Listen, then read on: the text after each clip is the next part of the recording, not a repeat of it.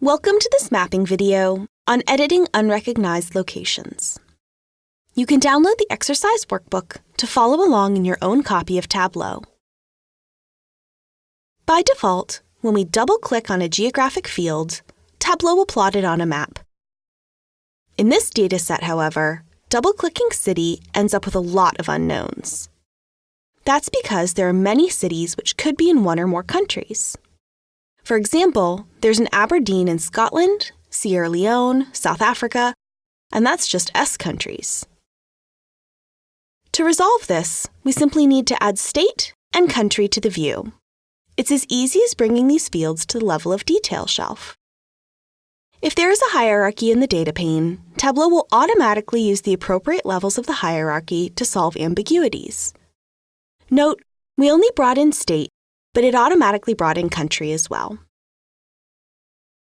Now the map has access to the additional information of state and country, as well as the city's name, and it can correctly map the cities in their appropriate locations. As a takeaway, if there are ambiguous values, such as multiple cities with the same name, try adding the next higher level of the geographic hierarchy to the map.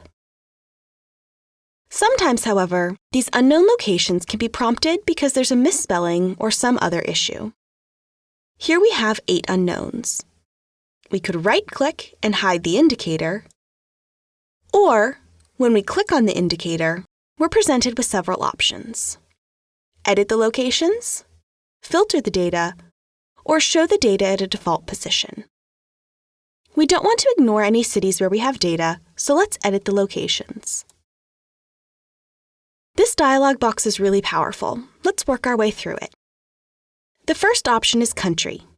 This can default to whatever the physical computer's country is, like mine did at first, assuming all the cities were in the US.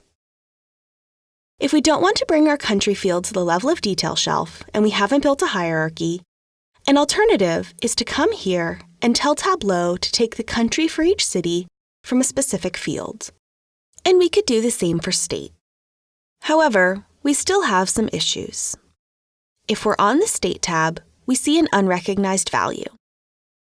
Due to the 2014-2015 territorial reforms in France, Auvergne is no longer recognized. We can click in the box and start typing the correct place name. And we'll select the correct option. Fixing this state issue corrected most of our cities, but we still have 2 issues. For one, there's a spelling mistake. Fortunately, I know that Philadelphia has only 1 L at the beginning. We'll do the same thing. Let's click and start typing the correct spelling.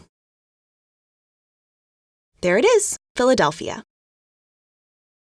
For our final error, we have Tangering listed as unrecognized. If our dataset has a location that isn't in Tableau's database, such as this city, but it's not worth doing full custom geocoding, we could simply come here and enter the latitude and longitude for that city.